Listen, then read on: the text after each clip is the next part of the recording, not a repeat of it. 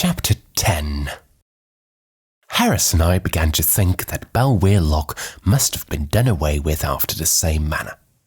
George had towed us up to Staines, and we'd taken the boat from there, and it seemed that we were dragging 50 tons after us and were walking 40 miles. It was 7:30 when we were through, and we all got in and sculled up close to the left bank, looking out for a spot to haul up in. We had originally intended to go on to Magna Charta Island, a sweetly pretty part of the river where it winds through a soft green valley, and to camp in one of the many picturesque inlets to be found round that tiny shore. But somehow we did not feel that we yearned for the picturesque nearly so much now as we had earlier in the day. A bit of water between a coal barge and a gasworks would have quite satisfied us for that night. We did not want scenery.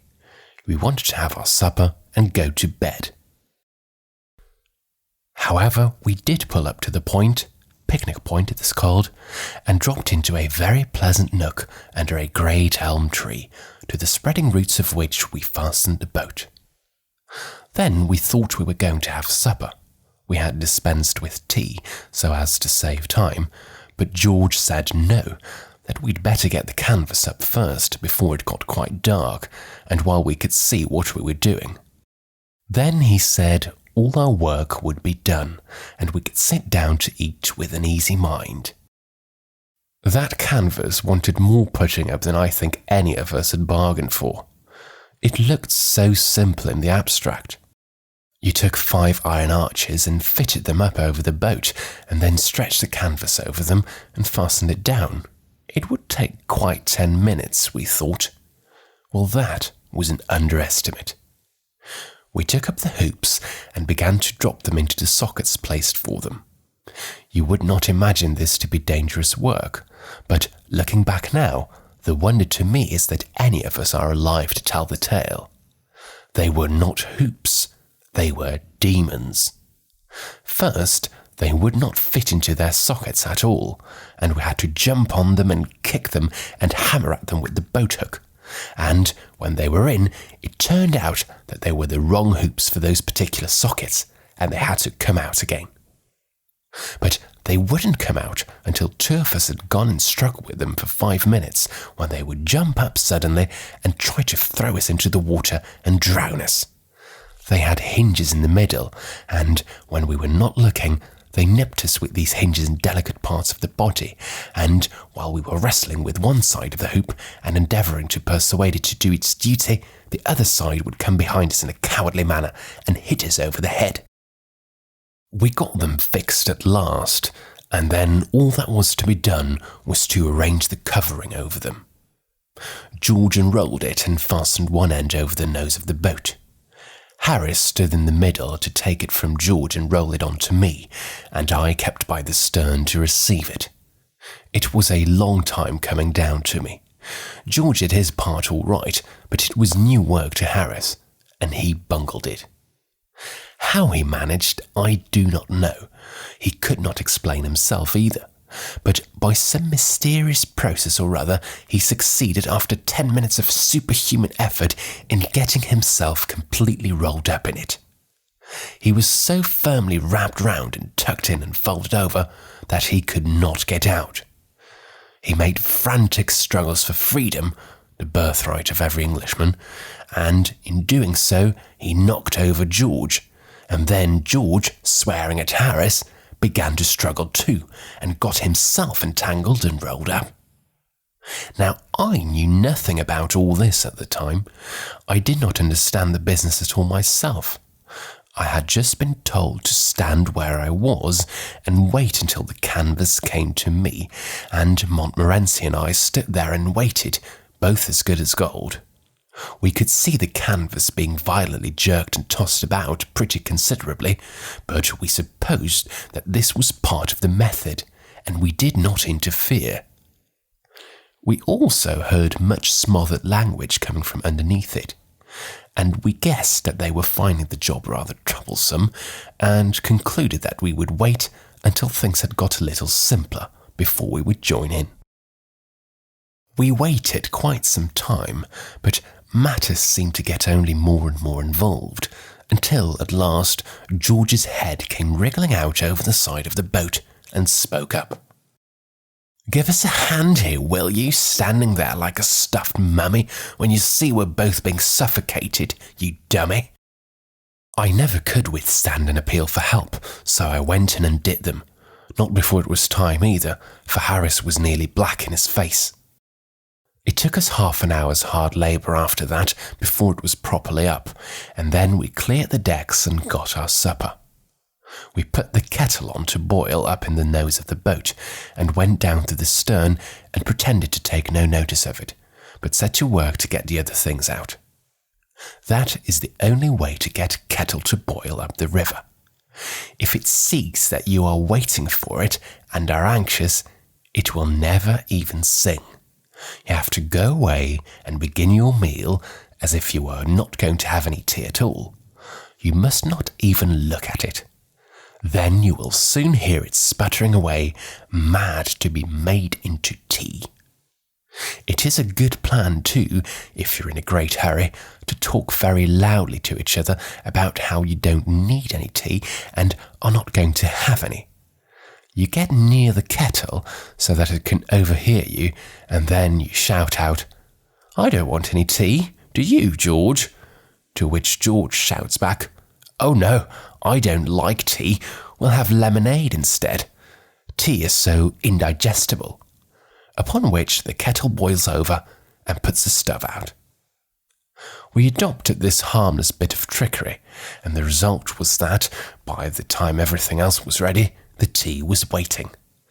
Then we lit the lantern and squatted down to supper. And oh, we wanted that supper. For 35 minutes, not a sound was heard throughout the length and breadth of that boat, save the clank of cutlery and crockery and the steady grinding of 4 sets of molars. At the end of 35 minutes, Harris said, "Ah," and took his left leg out from under him and put his right one there instead. How good one feels when one is full, how satisfied with ourselves and with the world. People who've tried it tell me that a clear conscience makes you very happy and contented, but a full stomach does the business quite as well, and is cheaper and more easily obtained. One feels so forgiving and generous after a substantial and well-digested meal, so noble-minded and so kindly-hearted.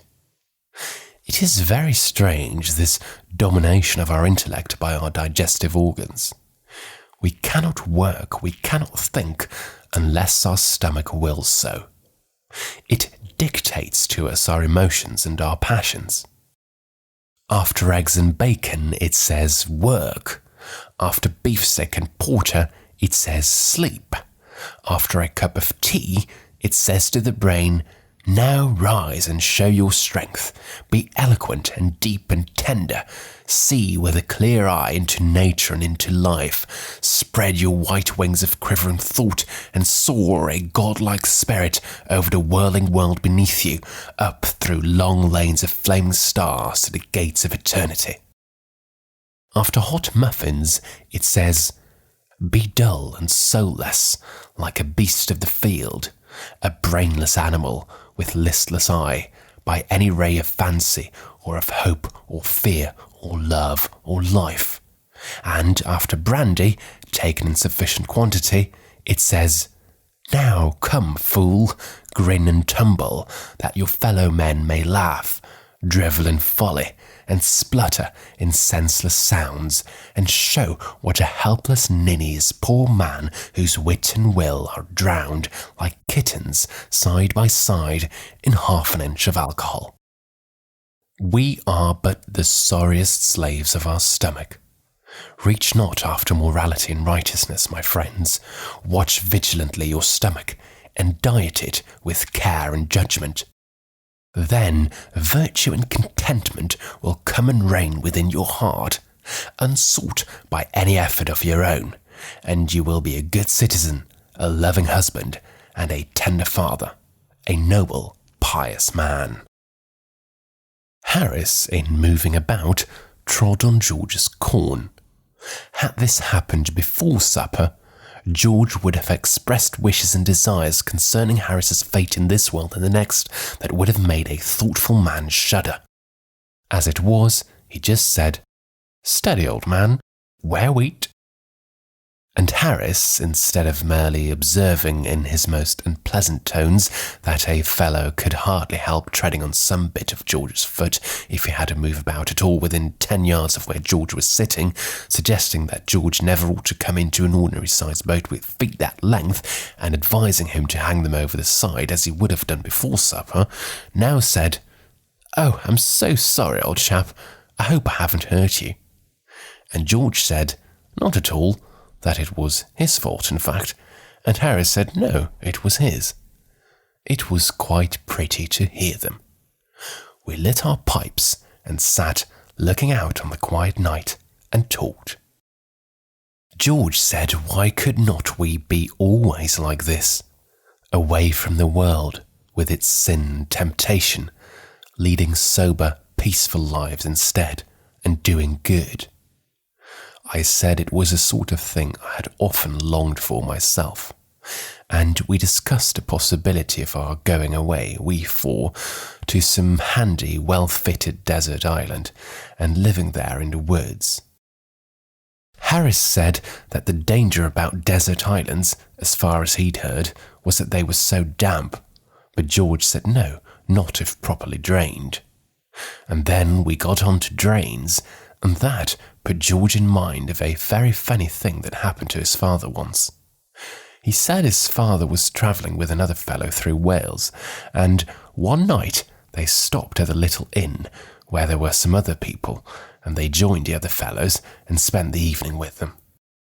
They had a very jolly evening and sat up late, and by the time they came to go to bed, they were slightly jolly too. They were to sleep in the same room, George's father and George's father's friend, but in different beds. They took the candle and went up. The candle lurched up against the wall when they got into the room, and it went out, and they had to undress and grope into bed in the dark. This they did, but instead of getting into separate beds as they thought they were doing, they both climbed into the same one without knowing it. One getting in with his head at the top, and the other crawling in from the opposite side of the compass and lying with his feet on the pillow. There was a silence for a moment, and then George's father said, "Joe?"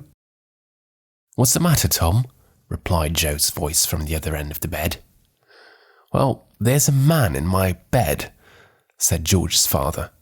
"Here's his feet on my pillow." "Well, it's an extraordinary thing, Tom," answered the other, "but I'm blessed if there isn't a man in my bed too." "What are you going to do?" asked George's father. "Well, I'm going to chuck him out," replied Joe. "So am I," said George's father, valiantly. There was a brief struggle, followed by 2 heavy bumps on the floor, and then a rather doleful voice said, "Tom?" "Yes?" "How have you got on?" "Well, to tell you the truth, my man's chucked me out.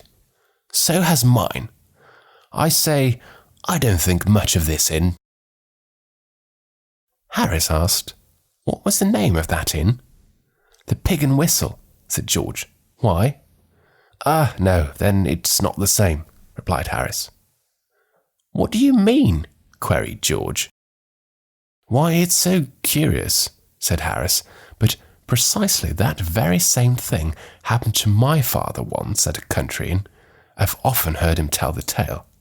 I thought it might have been the same inn."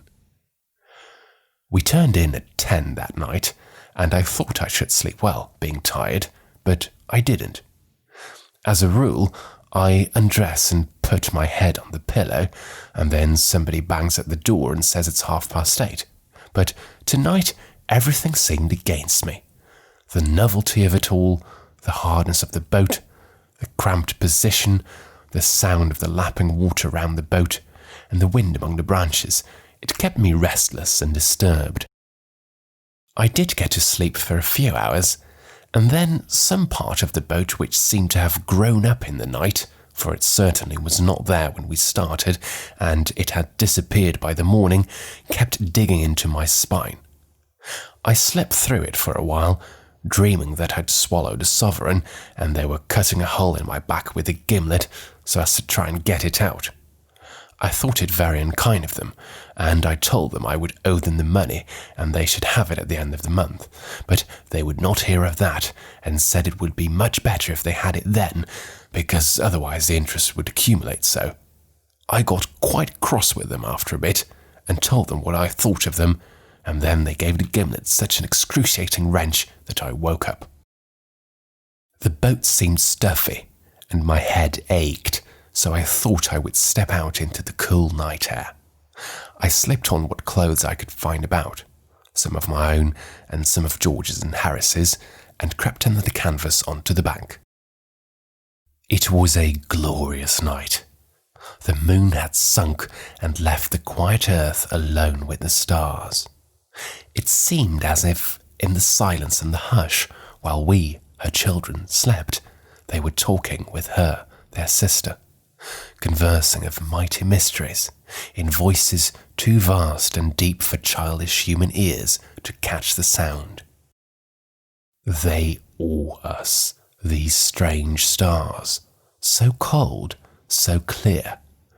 We are as children whose small feet have strayed into some dim-lit temple of the God they have been taught to worship but know not, and standing where the echoing dome spans the long vista of the shadowy light, glance up, half hoping, half afraid to see some awful vision hovering there.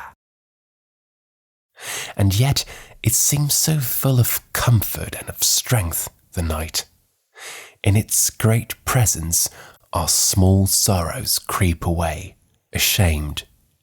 The day has been so full of fret and care, and our hearts have been so full of evil and of bitter thoughts, and the world has seemed so hard and wrong to us.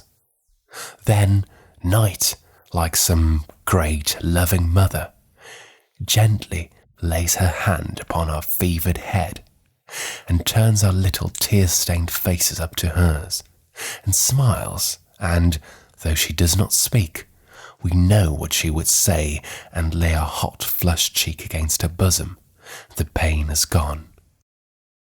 Sometimes our pain is very deep and real, and we stand before her very silent, because there is no language for our pain, only a moan. The night's heart is full of pity for us. She cannot ease our aching. She takes our hand in hers, and the little world grows very small and very far away beneath us, and, borne on her dark wings, we pass for a moment into a mightier presence than her own, and in the wondrous light of that great presence, all human life lies like a book before us, and we know that pain and sorrow are but the angels of God. Only those who have worn the crown of suffering can look upon that wondrous light, and then, when they return, may not speak of it, or tell the mystery they know. Once upon a time, through a strange country, there rode some goodly knights, and their path lay by a deep wood, where tangled briars grew very thick and strong, and tore the flesh off them that lost their way therein. And the leaves of the trees that grew in the wood were very dark and thick, so that no ray of light came through the branches to lighten the gloom and sadness. And as they passed by that dark wood, one knight of those that rode, missing his comrades, wandered far away, and returned to them no more, and they, sorely grieving, rode on without him, mourning him as one dead. Now, when they reached the fair castle towards which they'd been journeying, they stayed there many days, and made merry, and one night, as they sat in cheerful ease around the logs that burned in the great hall, and drank a loving measure, there came the comrade they had lost, and greeted them, His clothes were torn like a beggar's, and many sad wounds were on his sweet flesh. But upon his face there shone a great radiance of deep joy.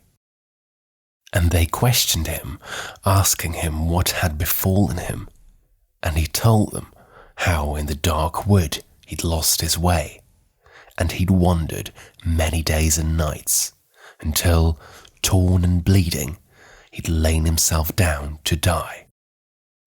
Then, when he was nigh unto death, through the savage gloom there came to him a stately maiden, and took him by the hand and led him on through devious paths unknown to any man, until upon the darkness of the wood there dawned a light such as the light of day was unto but as a little lamp unto the sun. And in that wondrous light a wayworn knight saw as in a dream a vision, and so glorious, so fair the vision seemed, that of his bleeding wounds he thought no more, but stood as one entranced, whose joy is as deep as is the sea, whereof no man can tell the depth. And the vision faded, and the knight, kneeling upon the ground, thanked the good saint who into that sad wood had strayed his steps, so he had seen the vision that lay there hid. And the name of the dark forest was Sorrow, but of the vision that the good knight saw therein we may not speak nor tell.